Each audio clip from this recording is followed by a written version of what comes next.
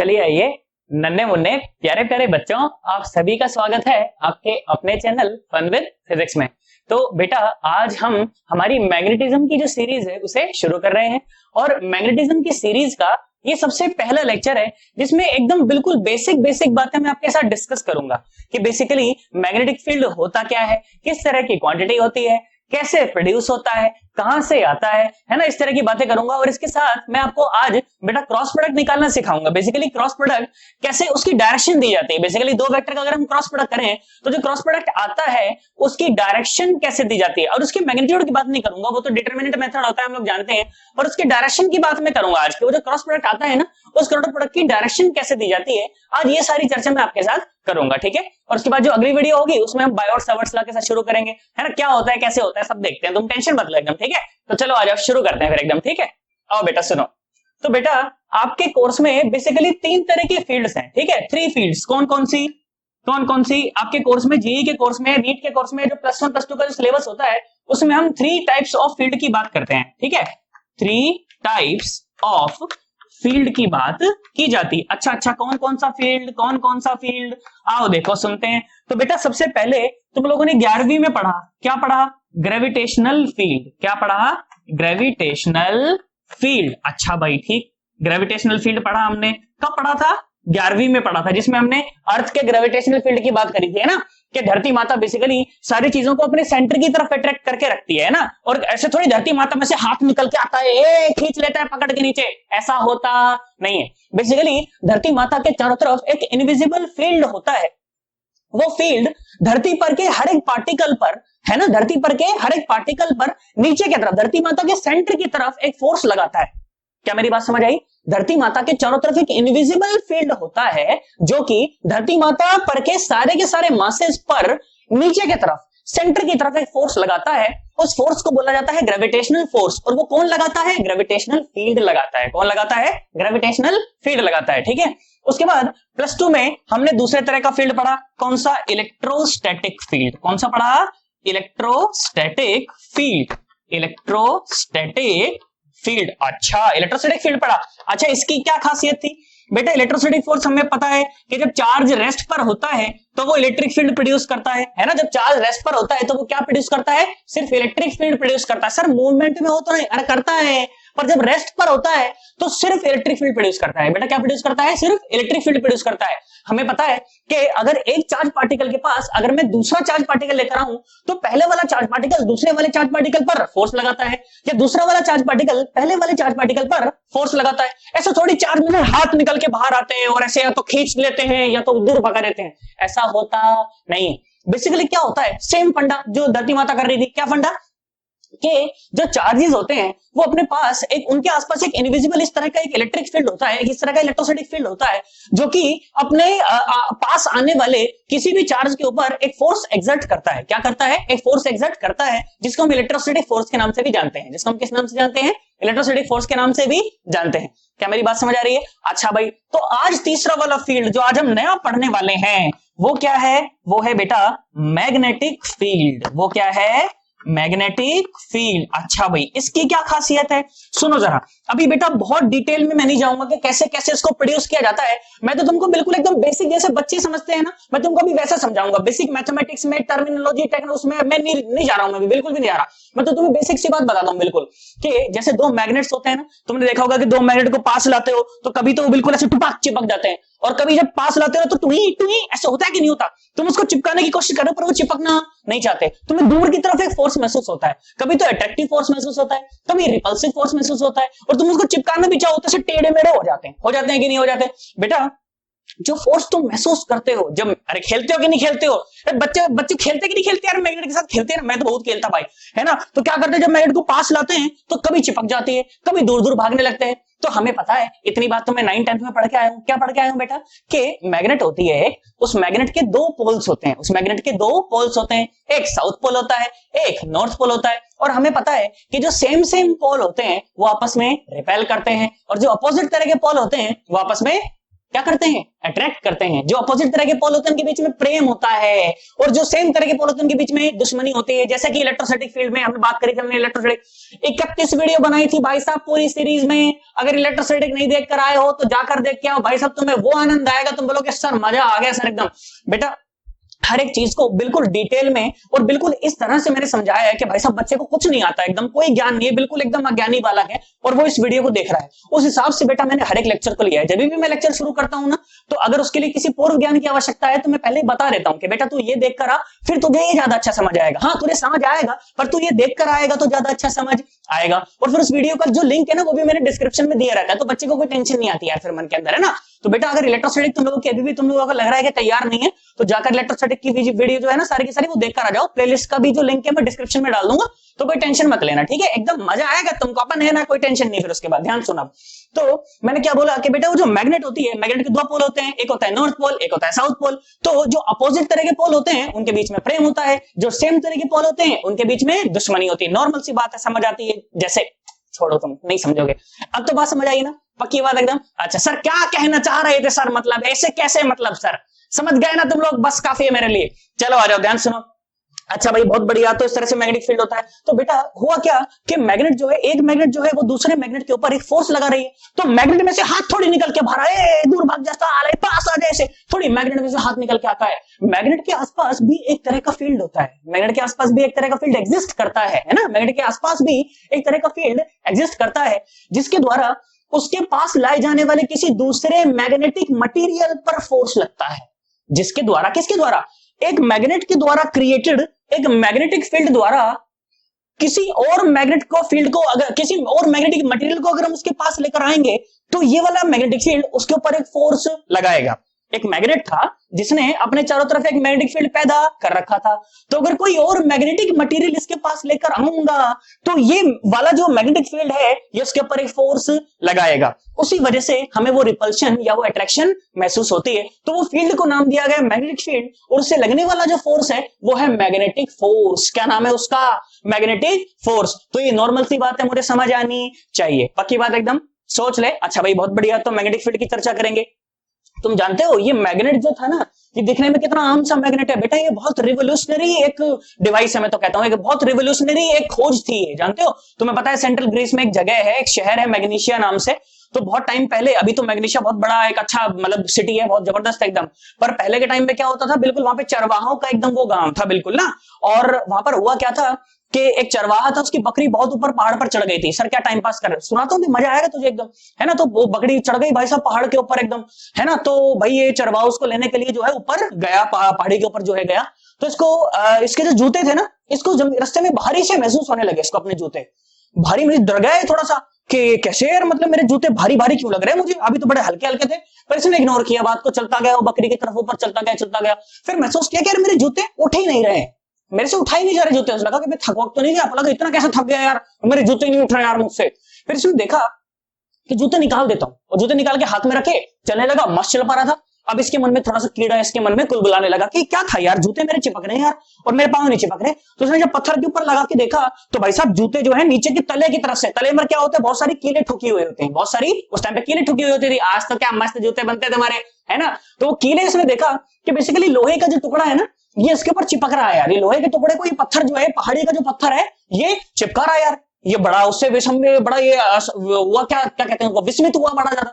तो उसने पत्थर का टुकड़ा काटा वहां से और ये नीचे लेकर आया, जब बकरी को ले आया, और भाई साहब ये पत्थर का टुकड़ा नीचे लेकर आया। इसने देखा कि भाई सारे के सारे जो मैग्नेटिक मटेरियल थे, बेसिकली जो लोहे की चीजें थी, उसके साथ ये पत्थर चिपक रहा था। तो नई तरह की पत्थर की खोज हुई, वो पत्थर बाद में कहलाया मैग्नेट, वो पत्थर बाद में कहलाया मैग्नेट। और तुम जानते हो इस मैग्नेट ने पूरा का पूरा जो वर्ल्ड है उसके इकोनॉमी को, उसके व्यापार को बहुत ढंग से देखो प्रभावित किया है। देखो मैं तुम्हें बताता हूं, जानते हो पहले के टाइम में जब दूर देशों में जब व्यापार होता था तो समुद्र का इस्तेमाल होता था, है ना। तो समुद्र से सारा का सारा व्यापारी लोग ट्रेवल करते थे, और बेटा जानते हो वो उससे ज्यादा दूर नहीं जाते थे कभी भी किनारे से, जिससे ज्यादा दूर वो देख ना पाए। अब एक बार किनारे में आ गए आप, चारों तरफ पानी पानी है, तो आपको डायरेक्शन का कोई भान होने वाला नहीं, आपको डायरेक्शन का कोई पता लगने वाला नहीं। हाँ तो ऐसे कैसे सर, अब सर समुद्र में जाने के मुझे क्या पता कौन सा नॉर्थ कौन सा साउथ।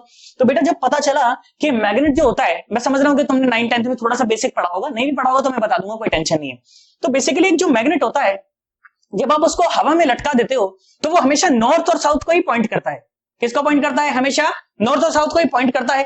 तो जब मैग्नेट की इस प्रॉपर्टी को पता चल गया कि ये हमेशा नॉर्थ और साउथ को ही पॉइंट करता है, तो बेटा इसके बाद जो व्यापारी लोग थे ना, उन्होंने एक नया डिवाइस बनाया। व्यापारी ने क्या बनाया? साइंटिस्ट ने बनाया। व्यापारी ने उसका इस्तेमाल किया कि यार ये हमेशा नॉर्थ और साउथ को बताता है, तो हमें ईस्ट और वेस्ट भी पता चल जाएगा। तो हम समुद्रों में, दूर देशों में जाकर, भाई साहब दूर दूर जाकर समुद्रों को भी पार करके और हम दूसरे देश में भी व्यापार कर सकते हैं। तो देखो व्यापार में भी किस तरह से मैग्नेट का एक बहुत बड़ा रोल था।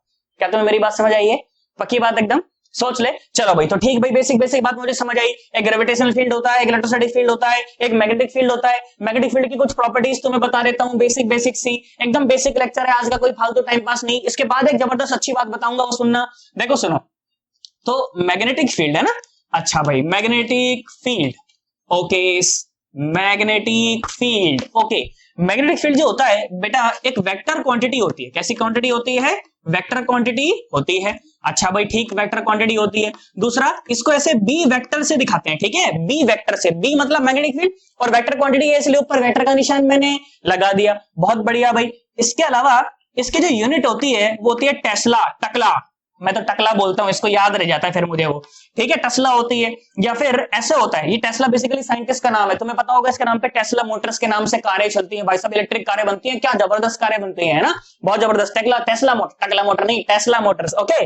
चलो, इसके अलावा वेबर पर मीटर स्क्वायर, वेबर होती है बेसिकली मैग्नेटिक फील्ड की यूनिट। वेबर पर मीटर स्क्वायर, ये मैग्नेटिक फ्लक्स की यूनिट हो गई। किसकी यूनिट हो गई? मैग्नेटिक फ्लक्स की। जैसे तुम्हें पता है इलेक्ट्रोस्टैटिक्स में इलेक्ट्रिक फील्ड होता था, अरे बताया था कि नहीं बताया था, वैसे ही इलेक्ट्रिक फ्लक्स होता था, वैसे यहाँ पर मैग्नेटिक फ्लक्स होता है, ठीक है, मैग्नेटिक फ्लक्स। बार बार कह रहा हूं, नहीं देखा हूं इलेक्ट्रोस्टैटिक्स तो देख के आना, तुम्हें अच्छा लगेगा वहां पे, ठीक है। अच्छा भाई, बहुत बढ़िया। एक और यूनिट होती है बेटा गॉस। हालांकि गॉस वॉस तुम्हें ज्यादा काम नहीं आएगा, टकला ही काम आएगा, ठीक है। 1 tesla is equal to 10 power 4 gauss. 1 tesla is equal to 10 power 4 gauss, ठीक भाई। तो ये बेसिक बेसिक बातें मैग्नेटिक फील्ड के बारे में मुझे पता होना चाहिए। क्या? कि एक वेक्टर क्वांटिटी होती है, बी वेक्टर इसका निशान हो गया, टकला इसकी यूनिट हो गई, वेबर पर मीटर स्क्वायर मैग्नेटिक फ्लक्स हो गया, गॉस है ना, एक और यूनिट हो गई इसकी। बाकी गॉस में अपने को ज्यादा काम नहीं है। 1 tesla is equal to 10 power 4 gauss. क्या हमारी बात समझ आ गई? पक्की बात एकदम? सोच ले। चलो भाई ठीक है, तो इस बार इसको बड़े बड़े ढंग से नोट कर लो कि भाई ऐसा ऐसा हम पढ़ने वाले हैं आज, मैग्नेटिक फील्ड होता है, क्या क्या होता है भी देख लेंगे हम, ठीक है। चलो एक बार इसको नोट करो, फिर मैं चर्चा को आगे बढ़ाता हूं। तो आइए बेटा, देखिए मैं चर्चा को थोड़ा सा और आगे बढ़ाता हूं, ठीक है। सुनो जरा ध्यान से देखो। तो बेटा मैंने बोला कि मान लीजिए कि ऐसे एक, मान लो ये कंडक्टिंग वायर है। ये क्या है? एक कंडक्टिंग वायर है। हाँ, वायर का टुकड़ा है कोई भी नॉर्मल सा, ठीक है, ऐसे पड़ा हुआ है, ठीक है। मुझे एक बात बताओ, ये चार्ज है कि इस समय न्यूट्रल है? तुम बताओ। ऐसे पड़ा हुआ है, वायर का टुकड़ा है, पड़ा हुआ है, कंडक्टिंग वायर है, पड़ा हुआ है, बोलो न्यूट्रल है कि चार्ज है? न्यूट्रल है, पता है हमें। अरे वायर का टुकड़ा न्यूट्रल है ना? हाँ न्यूट्रल है, नॉर्मल सी बात है। बहुत बढ़िया भाई, ठीक, न्यूट्रल है। अच्छा न्यूट्रल है, बात समझ आ गई, बहुत बढ़िया, ठीक। अब बताओ मुझे एक और बात कि मैंने बोला, अच्छा चलो न्यूट्रल नहीं लिखता इसको, अभी न्यूट्रल लिख दूंगा तो गड़बड़ हो जाएगी, फिर तुम बोलोगे कि सर ये तो मतलब, रुक जाओ, अभी न्यूट्रल नहीं लिखेंगे, हम लिखेंगे इसको कंडक्टिंग वायर। क्या लिखेंगे इसको? Conducting wire. अच्छा भाई ठीक, कंडक्टिंग वायर है, ठीक है, कंडक्टिंग वायर, ठीक है। अब मैंने बोला कि मान लीजिए कि इसके अंदर ऐसे करंट दौड़ने लगा, ठीक है, बैटरी से कनेक्ट कर दिया और अब इसके अंदर करंट दौड़ने लगा। अब मुझे बताओ कि अब ये न्यूट्रल है कि मतलब अब चार्ज है? बताओ। पहले ये न्यूट्रल थी, ओके डन, मान गया मैं, बैटरी से कनेक्टेड नहीं थी, करंट नहीं बह रहा था। अब इसके अंदर करंट बह रहा है। अब बताओ न्यूट्रल है कि कंडक्टिव? वैसा है, कैसा है, चार्ज है? बोलो बेटा। ये अभी भी न्यूट्रल ही है, ये अभी भी। सर ऐसे कैसे न्यूट्रल है? सर करंट बह रहा सर उसके अंदर, ऐसे कैसे? मतलब बेटा अभी भी न्यूट्रल है, तो ध्यान से सोच, तो ध्यान से सोच, तो ध्यान से सोच। तो बेसिकली जो बैटरी होती है, बैटरी चार्ज सप्लाई नहीं करती, बैटरी क्या करती है? चार्ज को मूवमेंट में लाती है, बैटरी चार्ज को बस मूवमेंट में लाती है। तो पहले क्या था कि इतने पोर्शन के अंदर जितना चार्ज था, जब इसके अंदर करंट नहीं बह रहा था, तो उस समय इतने पोर्शन के अंदर जितना चार्ज था वो सिर्फ यही था, वो सिर्फ यही था। और जैसे किसी बैटरी से करंट बहने लगा, दो इसको कनेक्ट कर दिया, करंट जब बहने लगा तो बेसिकली चार्ज का मूवमेंट बन गया बस। तो जितना करंट इस वायर के इस पोर्शन के अंदर एंटर कर रहा है उतना ही इसे लीव भी कर रहा है। तो बेसिकली इसकी न्यूट्रलिटी में अभी भी कोई फर्क नहीं पड़ा यार, क्या मेरी बात समझ आ रही है? बैटरी सिर्फ चार्ज को सिर्फ फ्लो कराती है, चार्ज का सिर्फ प्रवाह बनाती है, वो चार्ज को सप्लाई नहीं करती।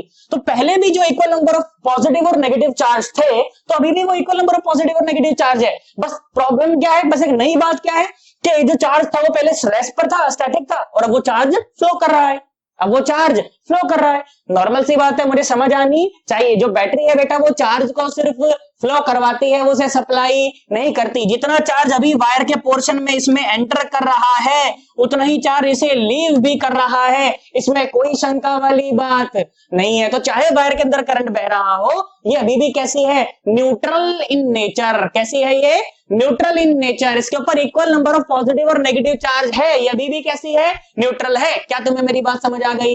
अरे हाँ ना तो बोल दो। क्या तुम्हें मेरी बात समझ आ गई? आ गई ना? पक्की बात एकदम। अब सुनो ध्यान से देखो। तो चलो ऐसा करते, करंट की दिशा को उल्टा ले लेता हूं, करंट की दिशा को उल्टा ले लेता हूं। उससे क्या फर्क पड़ेगा? कोई फर्क नहीं पड़ेगा, ऐसे ही ले रहा हूं, तुम इग्नोर करना उसको बिल्कुल। पहले ही अगर न्यूट्रल लिख देता तो सर आपने पहले लिखा था न्यूट्रल सर, है ना? ध्यान से देखो।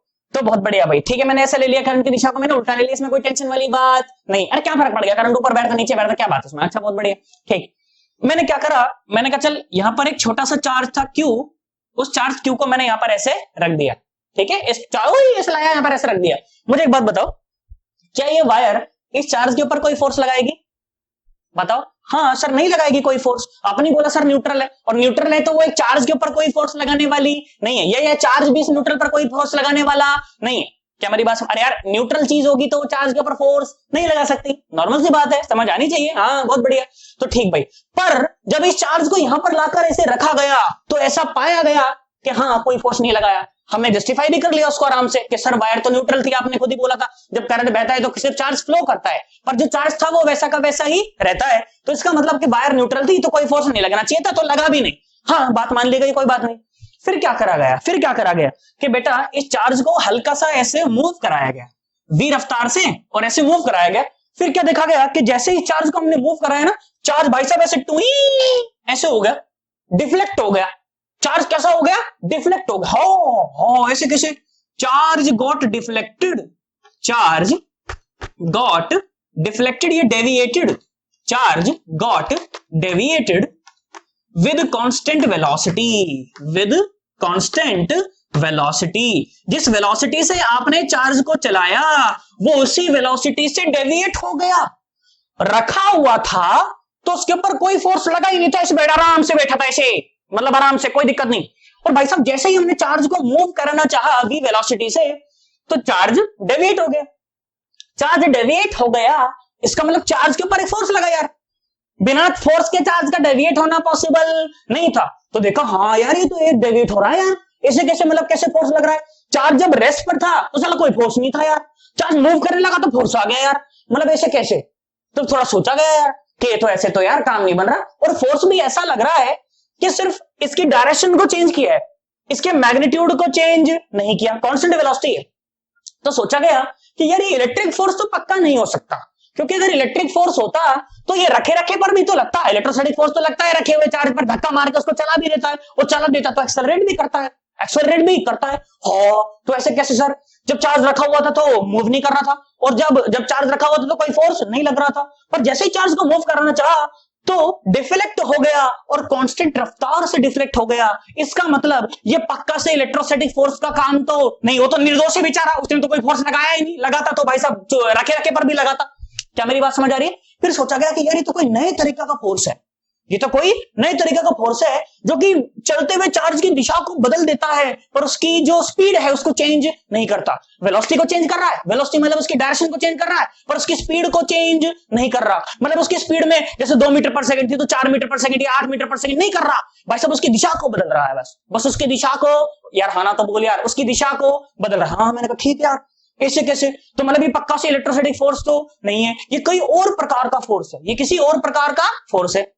फिर और थोड़ी सी रिसर्च करी गई। क्या रिसर्च करी गई, कैसे करा गया, वो अपने कोर्स का हिस्सा नहीं है। हालांकि ये जो काम करा गया ये उसका नाम था साइंटिस्ट का ओरेस्टेड। क्या नाम था उनका, ओरेस्टेड। ओरेस्टेड महाराज की कृपा थी सारी की सारी जो आज हम पढ़ रहे हैं सर। काहे की कृपा सर, सिलेबस बढ़ा के चला के सर हमारा सर। ऐसे कैसे, ध्यान सुनो। आओ तो किसने करा बेटा ये सारा का काम, ओरेस्टेड ने करा। तुम किताब में देखना तुम्हें सन सब मिल जाएगा, अपने काम की बात है भी नहीं वो। सुनो जरा ध्यान से। तो पक्का से इलेक्ट्रोस्टैटिक फोर्स का काम तो नहीं है, क्योंकि अगर इलेक्ट्रोस्टैटिक फोर्स का काम होता तो वो तो रखे रखे चार्ज पर भी लगता, और अगर चार्ज मूव कर रहा होता तो भाई साहब उस पर जब लगता तो ऐसा लगता कि इसकी स्पीड को भी बढ़ा देता। तो पक्का से ये इलेक्ट्रोस्टैटिक फोर्स का काम नहीं है, ये किसी और प्रकार का, नए प्रकार का फोर्स है। तो जब रिसर्च करी गई बेटा थोड़ी सी और ज्यादा, तो पाया गया कि इस वायर के पास ना, इस वायर के पास एक अलग प्रकार का एक फील्ड क्रिएट हो जाता है जब इसमें से करंट बहने लगता है। जब इसमें से करंट बहने लगता है तो क्या बोला ओरेस्टेड ने, क्या बोला कि जब किसी वायर में से करंट बहने लगे ना तो वो अपने पास एक फील्ड क्रिएट कर लेती है। क्या क्रिएट कर लेती है, फील्ड क्रिएट कर लेती है। ओरेस्टेड बोला कि जब मैं और गहराई में उतरा तो मैंने पाया कि ये फील्ड तो यार मैग्नेट के पास होने वाली फील्ड जैसी है, ये फील्ड तो मैग्नेट के पास होने वाली फील्ड जैसी है। तो मैं ऐसा कंक्लूड कर दिया, ओरेस्टेड बोला कि मैंने ऐसा कंक्लूड कर दिया कि भैया बहता हुआ चार्ज ना मैग्नेटिक फील्ड प्रोड्यूस करता है। क्या प्रोड्यूस करता है, मैग्नेटिक फील्ड प्रोड्यूस करता है। फिर ओरेस्टेड से पूछा गया कि सर तो अच्छा वो मैग्नेटिक फील्ड ने फोर्स लगाया चार्ज के ऊपर। ओरेस्टेड बोला हाँ लगाया, उस मैग्नेटिक फील्ड ने इस चार्ज के ऊपर फोर्स लगाया। उस फोर्स की वजह से ये चार्ज, कब सर रुके हुए फोर्स पर फोर्स लगाया उसने, ना ना ना ना, रुके हुए चार्ज पर सर फोर्स लगाया था। ओरेस्टेड से पूछा लोगों ने कि सर रुके हुए चार्ज पर भी फोर्स लगाया मैग्नेटिक फील्ड ने। बोला ना ना ना ना ना ना, मैग्नेटिक फील्ड किस प्रकार का फोर्स लगाता है चार्ज के ऊपर, जो कि सिर्फ जब लगता है, जो कि सिर्फ तब लगता है जब चार्ज मोशन में हो, जब चार्ज मूव करने लगे तब वो फोर्स लगता है, नहीं तो वो फोर्स नहीं लगता। बोला अच्छा ऐसा है, ऐसा। तो ओरेस्टेड क्या बोला, ओरेस्टेड ने कैसे अपनी बात को समअप करा। ओरेस्टेड ने ये बोला कि जो बहता हुआ चार्ज है, जो बहता हुआ चार्ज है वो मैग्नेटिक फील्ड प्रोड्यूस करता है। क्या प्रोड्यूस करता है, मैग्नेटिक फील्ड प्रोड्यूस करता है। और वो मैग्नेटिक फील्ड एक चलते हुए चार्ज पर फोर्स लगाता है, और ऐसा फोर्स लगाता है कि स्पीड चेंज ना करे, बस दिशा चेंज हो जाए। स्पीड चेंज ना करे पर दिशा चेंज हो जाए। बेटा ये बात कही ओरेस्टेड ने, ये बात कही ओरेस्टेड ने। क्या मेरी बात समझ आई, तुम्हें एक्सपेरिमेंटल सेटअप समझ आया। कई को लोग इसको ओरेस्टेड एक्सपेरिमेंट के नाम से जानते हैं, इसमें कोई परेशान होने वाली बात नहीं। क्या तुम्हें स्टोरी समझ आई, पक्की बात एकदम। सुनो देखो लिखना क्या है तुमने, सर आपने सर इधर ही डेविएट क्यों करा है सर इसको, और आपने सर करंट ऐसे नीचे क्यों बनाया था, क्या उसमें कोई पेच है क्या। हाँ पेच है उसके अंदर, मैंने जानबूझ के करंट नीचे बनाया ताकि मैं इसको ऐसे डेविएट कर सकूं, ऐसे करंट जाता तो ऐसे डेविएट करता। यार हाँ ना तो बोल, कैसे पता चलेगा सर हमें, आगे पता चलेगा। मैं तो पढ़ चुका हूं ना, पता ही कितनी बार पढ़ाते हैं भाई साहब, तुम्हें पढ़ाने के लिए पता नहीं कितने तो खुद पढ़ना पड़ता है भाई साहब, ऐसे नहीं बनता है। ध्यान सुनो, तो क्या लिखेंगे हम कॉपी के अंदर, आप कॉपी के अंदर लिखेंगे इस तरह से एक हेडिंग बनाएंगे कि moving charge produces electric field, moving charge produces magnetic field, moving charge produces magnetic field. इस तरह से इसको हेडिंग देके और अब पूरी की पूरी कहानी जो कि मैं बोल रहा हूं वो तुम्हें चुपचाप से कॉपी में लिखनी है, ठीक है। चलो भाई, तो वायर बनाएंगे, उसमें करंट दिखाएंगे, ऐसे दिखाएंगे। तो लिखें अब जरा ध्यान से, लिखें अब जरा ध्यान से। जो जो मैं बोल रहा हूं उसको अगर लगे कि मैं थोड़ा तेज बोल रहा हूं तो वीडियो को थोड़ा सा स्लो कीजिएगा और उसके बाद फिर उसको धीरे धीरे लिख लीजिएगा। क्या लिखना है कि जब एक करंट कैरिंग वायर के पास, जब एक करंट कैरिंग वायर के पास एक चार्ज को लाकर रख दिया गया, एक चार्ज को लाकर रख दिया गया, तो चार्ज के ऊपर कोई फोर्स नहीं लगा, तो चार्ज के ऊपर कोई फोर्स नहीं लगा, क्योंकि वायर तो एज अ होल न्यूट्रल होती है और न्यूट्रल चीज किसी चार्ज पर कोई फोर्स नहीं लगाती, इसीलिए उसके ऊपर कोई फोर्स नहीं लगा। ये बात बिल्कुल जस्टिफाइड थी, ये बात बिल्कुल जस्टिफाइड थी। परंतु जब चार्ज को v रफ्तार से ऐसे छोड़ा गया या फेंका गया तो ऐसा पाया गया, ऐसा ऑब्जर्व किया गया कि ये चार्ज डेविएट हो गया, ये चार्ज डेविएट हो गया। और फिर जब फर्दर रिसर्च करी गई तो ऐसा पाया गया कि जो बहता हुआ चार्ज है, जो वायर के अंदर बहता हुआ चार्ज है, वो अपने पास एक फील्ड क्रिएट कर लेता है और ये फील्ड मैग्नेटिक फील्ड से रिजेंबल करती थी, ये फील्ड मैग्नेटिक फील्ड से रिजेंबल करती थी। तो ऐसा बोला गया, तो ऐसा बोला गया कि बहता हुआ चार्ज मैग्नेटिक फील्ड प्रोड्यूस करता है, बहता हुआ चार्ज मैग्नेटिक फील्ड प्रोड्यूस करता है। फिर पैरा चेंज करके लिखेंगे, और मैग्नेटिक फील्ड जब किसी चार्ज के ऊपर फोर्स लगाता है, जब मैग्नेटिक फील्ड किसी चार्ज के ऊपर फोर्स लगाता है तो वो फोर्स ऐसे लगता है तो वो फोर्स ऐसे लगता है कि वो सिर्फ बहते हुए, वो सिर्फ चलते हुए चार्ज की सिर्फ दिशा को परिवर्तित करता है, उसकी दिशा को चेंज करता है, पर उसके मैग्नीट्यूड को चेंज, की स्पीड के मैग्नीट्यूड को चेंज नहीं करता। क्या मेरी बात समझ आ गई? वेलोसिटी के मैग्नीट्यूड को चेंज नहीं करता, सिर्फ डायरेक्शन को चेंज करता है। ठीक है, ये स्टोरी तुमको कॉपी में लिखनी है। क्या तुम्हें मेरी बात समझ आ गई? तो बेसिकली मैंने यहां से तुमको दो बातें कैलकुलेट करवाई, तुमको यहां से दो बातें डिड्यूस करवाई। क्या क्या बातें? पहली बात कि बहते हुए चार्ज से, मतलब कि करंट से, पहली बात प्रोड्यूस होता है मैग्नेटिक फील्ड, प्रोड्यूस होता है मैग्नेटिक फील्ड। और दूसरी बात कि मैग्नेटिक फील्ड सिर्फ बहते हुए चार्ज पर फोर्स लगाता है। मैग्नेटिक फील्ड सिर्फ बहते हुए, चलते हुए चार्ज पर फोर्स लगाता है, रुके हुए चार्ज पर कोई फोर्स नहीं लगाता। क्या मेरी बात समझ आ गई? मैग्नेटिक फील्ड सिर्फ चलते हुए चार्ज पर फोर्स लगाता है और रुके हुए चार्ज पर कोई फोर्स नहीं लगाता, और चलते हुए चार्ज पर भी ऐसा फोर्स लगाता है कि इसकी स्पीड चेंज ना करे, उसकी वेलोसिटी चेंज करे, मतलब डायरेक्शन चेंज करे पर मैग्नीट्यूड चेंज ना करे। ये बातें मैंने तुम्हें यहां से बताई। अब सुनो बेटा, मेरे लिए जो इंपॉर्टेंस की बात है, मेरे लिए जो महत्व की बात है, वो दो बातें हैं। कौन सी बातें? पहली तो मुझे कैलकुलेट करना आना चाहिए कि ये मैग्नेटिक फील्ड कितना है ना। I should be able to calculate this magnetic field, है ना, produced due to the charges, produced due to the current, मुझे ऐसा बोलना चाहिए, है ना। क्या क्या बातें मेरे महत्व की हैं, क्या क्या मुझे आना चाहिए? आई शुड बी एबल, ऐसा लिखना चाहिए कि we should be able to calculate the magnetic field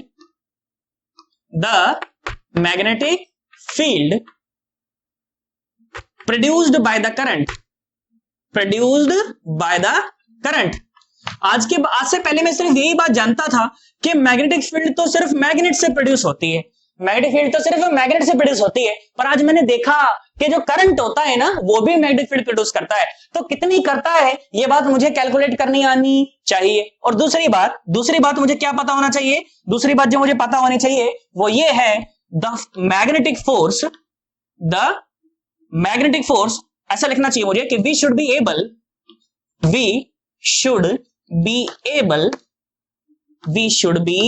able to calculate the magnetic force on a moving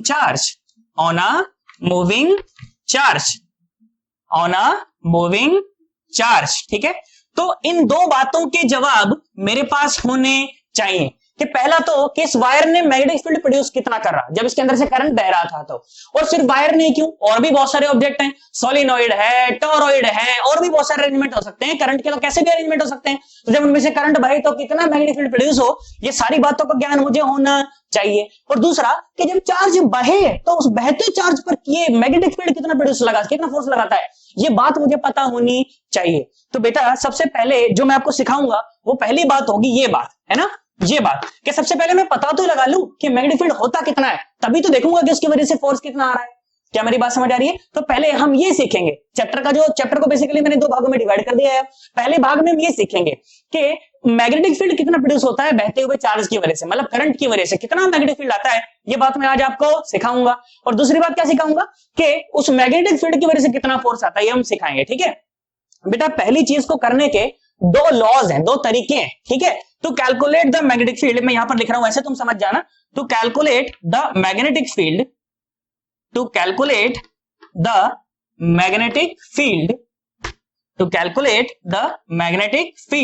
मेरे पास बेटा दो तरह के लॉज हैं, मेरे पास दो तरह के लॉज हैं। कौन कौन सा? पहला तो है बायोट-सावर्ट्स लॉ। ठीक है, पहला लॉ। सर ये कैसा नाम है सर, ये अजीबोगरीब है भैया, मैं क्या करूं, मेरे घर का थोड़ी है, उसकी मम्मी पापा से पूछो ऐसा नाम क्यों रखा, बायोट-सावर्ट है तो है, उसमें अपना कोई लेना देना नहीं है। क्या मेरी बात समझ आ गई? पक्की बात एकदम। अच्छा भाई, तो पहला लॉ हो गया बायोट-सावर्ट्स लॉ, और दूसरा लॉ कौन सा है? दिस इज एम्पियर्स, इसका नाम तो सुना होगा ना, amperes circuital law, ampere circuital law. ठीक है, तो बेसा ये दो लॉ होते हैं, ये दो लॉ होते हैं जिसकी वजह से हम क्या कैलकुलेट कर पाते हैं, हम मैग्नेटिक फील्ड कैलकुलेट कर पाते हैं एक बहते हुए चार्ज मतलब कि करंट की वजह से। करंट कितना मैग्नेटिक फील्ड प्रोड्यूस करता है उसका बात हमका हमें ज्ञान कौन देगा, बायोट-सावर्ट्स लॉ और एम्पियर-सर्किट लॉ। बहुत भयंकर चीजें हैं, भयंकर मतलब बहुत मजेदार चीजें। भयंकर मतलब सर भयंकर सर मतलब कैसे पढ़ेंगे, भयंकर मतलब मुश्किल नहीं है, भयंकर मतलब अपने कामों को आसान करने वाला। ब्रह्मास्त्र है ये दो जो कि मुझे सीखने हैं, जो कि मुझे सीखने ही सीखने हैं, नहीं तो अपने से सवाल होने वाले नहीं। क्या तो मेरी बात समझ आई? तो बेटा इस वीडियो को खत्म करने से पहले एक जो लास्ट चीज मैं आप लोगों को सिखाना चाहता हूं आज, वो है क्रॉस प्रोडक्ट। क्या है वो? Cross product. और क्रॉस प्रोडक्ट बेसिकली आज मैं तुम्हें उसका मैग्नीट्यूड नहीं निकालना सिखा रहा हूं, वो तो तुम जाओ, अगर तुमको दिक्कत आ रही हो तो वेक्टर वाली जो अपनी वीडियो है ना वो सारी देखकर आ जाओ, आनंद आ जाएगा। बाकी आज मैं तुम्हें क्या सिखाने वाला हूं जो कि अपने को ये पढ़ने के लिए जरूरी है, और वो है क्रॉस प्रोडक्ट की दिशा निकालना। वो क्या है बेटा? क्रॉस प्रोडक्ट की दिशा निकालना। ठीक है, तो चलो एक बार इस वीडियो को यहीं पे स्टॉप करना और अच्छे से बड़े ढंग से इसको नोट करना। ठीक है, उसके बाद फिर मैं चर्चा को आगे बढ़ाता हूं। ठीक है, करो। तो चलो आओ बेटा, अब बात करते हैं अपन क्रॉस प्रोडक्ट की और इस वीडियो के सबसे इंपॉर्टेंट सेगमेंट की। ठीक है, इस वीडियो का ये सबसे महत्वपूर्ण हिस्सा है जो अब तुम देखने जा रहे हो। ठीक है, तो बहुत बढ़िया ढंग से, इत्मीनान से और सारा फोकस करके देखना है। ठीक है, अगर फोन में व्हाट्सएप मैसेजिंग कुछ चल रहा हो तो उसको भी बंद कर दो, बता रहा हूं कुछ समझ नहीं आएगा, ध्यान से देखो। अब सुनो, अच्छा क्रॉस प्रोडक्ट, ओके ध्यान से देखो। तो बेटा मैंने बोला कि चलो मान लो मैं एक वेक्टर डिफाइन करता हूं ऐसे कि C vector is equal to A vector cross B vector. कुछ भी ऐसे जनरली लिखा है मैंने, ऐसा कोई टेंशन की बात नहीं। मतलब कि ए वेक्टर क्रॉस बी वेक्टर का जो रिजल्ट है वो क्या है? C vector. वो क्या है? C vector. तो इस सी वेक्टर का मैग्नीट्यूड तो चलो जो प्रोसेस है मुझे फॉलो करके आ जाएगा, पर इसकी डायरेक्शन भी मुझे देनी आनी चाहिए। अच्छा सर डायरेक्शन, तो उससे पहले आओ देखो तुम्हें डायरेक्शन सिखाता हूं। देखो सुनो, तो डायरेक्शन किस किस प्रकार की होती है? डायरेक्शन इस प्रकार की होती है। कैसी बेटा? ये जो डायरेक्शन होती है इसे कहते हैं ईस्ट। इसे क्या कहते हैं? ईस्ट। ये होती है वेस्ट, ये होती है नॉर्थ और ये होती है साउथ। ये होती है साउथ। ये चार डायरेक्शन क्लियर हो गई। और सुनो ध्यान से देखो बेटा, इस डायरेक्शन को कहते हैं नॉर्थ ईस्ट। क्या कहते हैं इसे? North east. इस ये जो वाली डायरेक्शन है इसको कहते हैं नॉर्थ वेस्ट। क्या कहते हैं बेटा इसको? North west. क्या कहते हैं बेटा इसको? North west. ये जो नीचे डायरेक्शन है इसको कहते हैं साउथ ईस्ट। क्या कहते हैं बेटा इसको? South east. क्या तुम्हें मेरी बात समझ आई? क्या कहते हैं इसको? South east. और ये वाली जो डायरेक्शन है इसको क्या कहते हैं? South west. क्या कहते हैं बेटा इसको? South west. तो तुम्हारे सामने ये 8 डायरेक्शंस है। कितनी डायरेक्शंस हैं? 8 डायरेक्शन है। इसके अलावा 2 डायरेक्शन और। ये 8 की 8 डायरेक्शन तो एक प्लेन के अंदर ही है। कैसे है? एक प्लेन के अंदर ही है, बिल्कुल इसी प्लेन के अंदर। इसके अलावा 2 डायरेक्शन देखो और पॉसिबल हो सकती हैं। कौन कौन सी? एक तो आउट ऑफ द पेपर, एक into the paper. Out of the plane और एक इनटू द प्लेन, है ना? तो उनको दिखाने का तरीका ऐसे डॉट से और ऐसे क्रॉस से। इलेक्ट्रोस्टैटिक्स में भी मैंने चर्चा करी थी ना तुम्हारे साथ कि डॉट का मतलब आउट ऑफ द पेपर और क्रॉस का मतलब इनटू द पेपर, बिल्कुल परपेंडिकुलरली इनटू द पेपर। मेरे को कभी याद नहीं रहता था कौन सा इन है कौन सा आउट में, कंफ्यूज हो जाता था। फिर मैंने याद दिलाया भाई साहब जहां पर भी खजाना गड़ा होता है वहां पर क्रॉस मार देते हैं। खजाना क्रॉस, खजाना अंदर, क्रॉस मतलब अंदर, क्रॉस मतलब अंदर। अच्छा तो डॉट मतलब क्या? डॉट मतलब out of the paper, out of the paper या out of the plane, whatever you want to call it. ठीक है, और क्रॉस का मतलब into the paper, into the paper. ठीक है, परपेंडिकुलरली इन और आउट की बात कर रहा हूं मैं, परपेंडिकुलरली इनटू द पेपर और plane, whatever you want to call. ठीक है, तो तुम्हारे पास ये 10 डायरेक्शन है। तुम्हारे पास ये 10 डायरेक्शन है। कौन सी? ईस्ट, वेस्ट, नॉर्थ, साउथ, फिर north east, north west, south east, south west. 8 तो ये हो गई, और एक आउट ऑफ द पेपर और एक इनटू द पेपर, तो टोटल डायरेक्शन हो गई 10। टोटल डायरेक्शन हो गई 10। इसमें परेशान होने की कोनो आवश्यकता नहीं है। अच्छा ओके, बहुत बढ़िया। अब क्या करें सर, डायरेक्शन कैसे निकालें सर, ऐसे कैसे? अब सुन बेटा ध्यान से देख, तो कैसे डायरेक्शन होती है, कैसे निकाली जाती है, उसका एक रूल होता है बेसिकली एक लाइन का, वो मैं तुम्हें बता देता हूं, उसके बाद तुमसे सवाल हो जाएंगे। अब ध्यान से सुनो, ध्यान सुनना आप जरा। देखो तो बोला गया, कैसे बोला गया कि बोला 2 वेक्टर, क्या है बेटा? 2 वेक्टर है। बोला ए वेक्टर ऐसा है, ए वेक्टर कैसा है? ऐसा है। और बोला कि बी वेक्टर ऐसा है, बी वेक्टर ऐसा है। हाँ ठीक है ऐसे, ए वेक्टर ऐसा है, बी वेक्टर ऐसा है। तो तुमको बोला गया कि find the direction, find the direction of A cross B. Find the direction of A cross B. ये सवाल तुमसे पूछा गया। क्या सवाल पूछा गया, ध्यान से सुनो। Find the direction of A cross B. ठीक है, अब डायरेक्शन कैसे निकालें, अब सुनो जरा ध्यान से। तो डायरेक्शन पूछी ए क्रॉस बी की, इसका मतलब कि ए वेक्टर पहले है और बी वेक्टर बाद में है। ठीक है, ए वेक्टर पहला वेक्टर है और बी वेक्टर दूसरा वेक्टर है। अगर पूछता कि बी क्रॉस ए की डायरेक्शन बताओ, तो बी वेक्टर पहला वेक्टर होता और ए वेक्टर दूसरा वेक्टर हो जाता है ना। पर ए क्रॉस बी में ए वेक्टर पहला वेक्टर और बी वेक्टर दूसरा वेक्टर। तो रूल क्या कहता है, रूल सुने। रूल क्या कहता है, रूल ये कहता है, क्या कहता है रूल, क्या कहता है, ध्यान से सुनो, ध्यान से सुनो, ध्यान से सुनो। अब सुनो क्या कहता है रूल। रूल ये कहता है कि सीधे हाथ को, ध्यान से सुनो, सीधे हाथ को, सीधा हाथ मतलब राइट हैंड, सीधा हाथ मतलब राइट हैंड, यहां पर लिख देता हूं मैं, यहां पर लिख देता हूं, सीधा हाथ मतलब राइट हैंड, सीधा हाथ।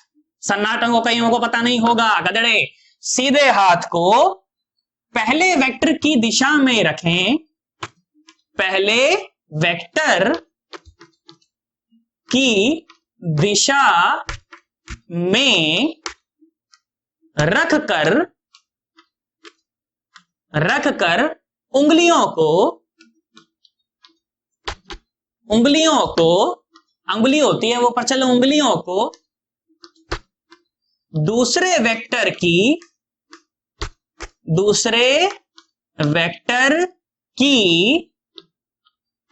दिशा में घुमा दें, दिशा में घुमा दें, दिशा में घुमा दें। अंगूठा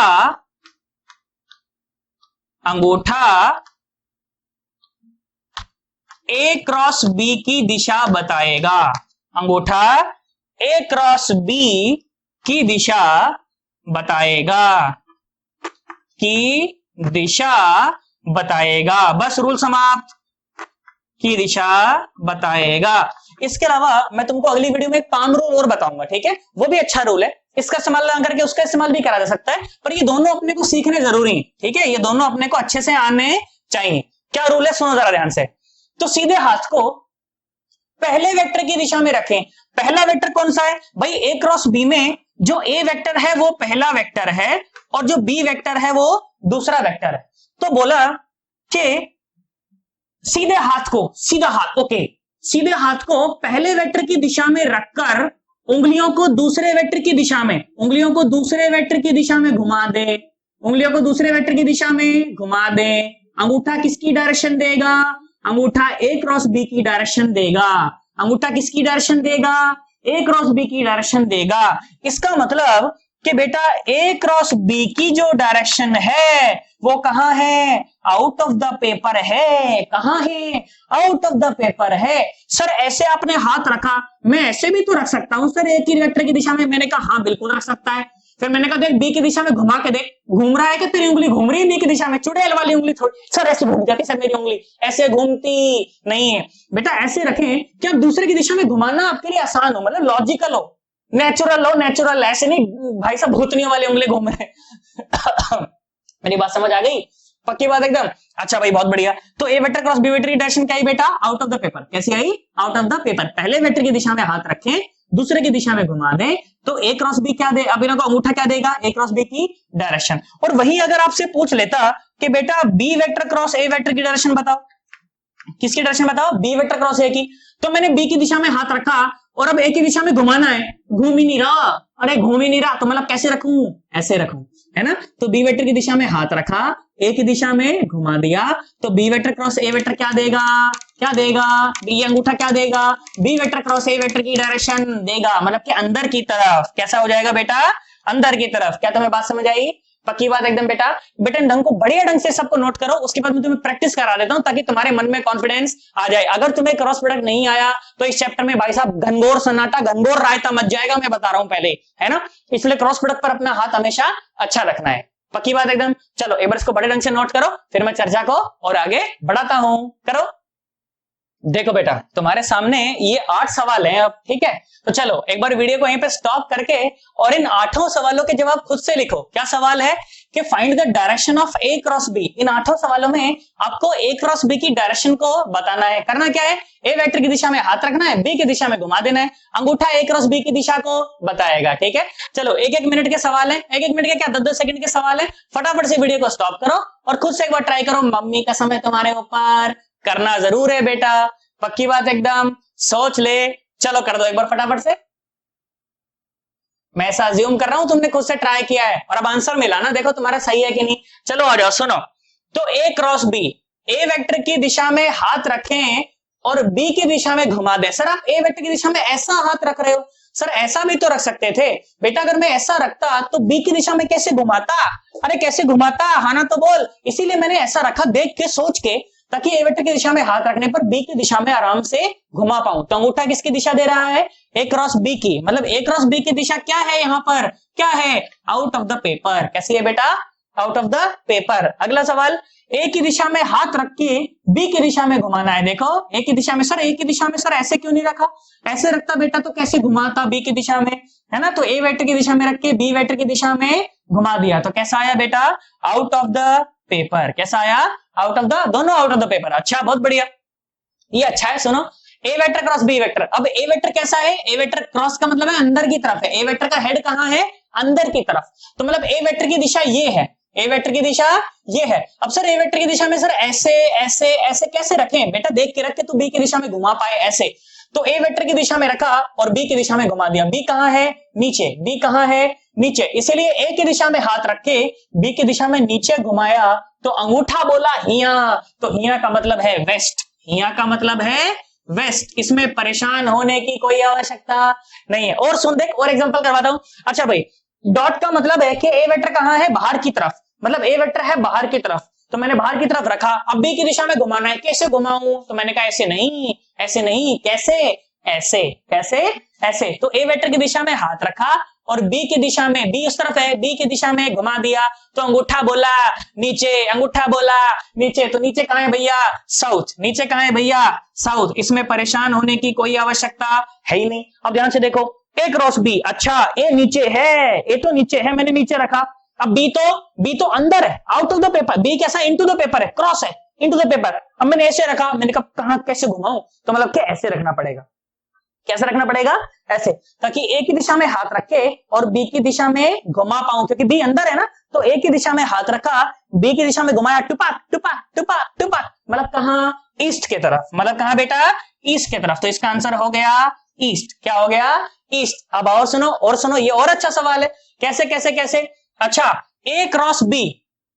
तो ए की दिशा में हाथ रखा, ए की दिशा में हाथ रखा और बी कहां है? बी है इनटू द पेपर। तो आसान है, ए की दिशा में हाथ रख के अंदर बी की तरफ घुमाया था, अंगूठा बोला ट्याऊ ट्याऊ ट्याऊ। और ये ट्याऊ वाली डायरेक्शन कौन सी है?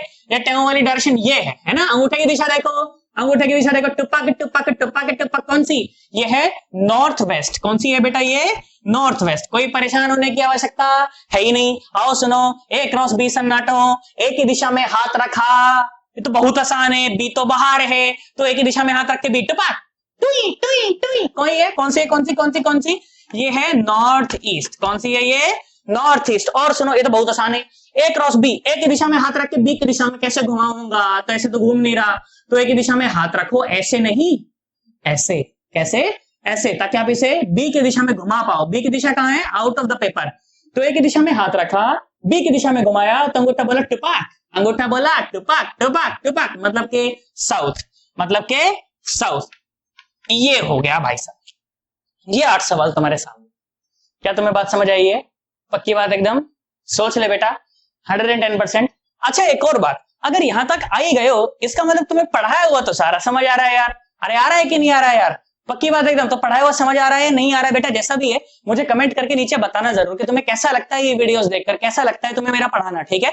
तो अगर तुम लोग बताओगे तो मुझे पता चलेगा कि भाई बच्चे सीख रहे हैं नहीं सीख रहे। फीडबैक से पता चलता है बेटा, जैसा मुझे आना है वैसा आता है, वैसा मेरे बच्चों को आना चाहिए, है ना। पक्की बात एकदम। तो बताना जरूर मुझे नीचे कमेंट करके, लाइक करना, अगर वीडियो को सब्सक्राइब करना, अगर ये चैनल को अगर तुमने अभी तक नहीं किया है तो यार तुम्हारे पर मम्मी कैसा मैं नहीं करा तो अभी तक बता रहा हूं मैं। हाँ ठीक है, चलो एक बार इसको बड़े ढंग से करो, फिर अपन मिलते हैं अगली वीडियो में। Okay, bye bye, Tata.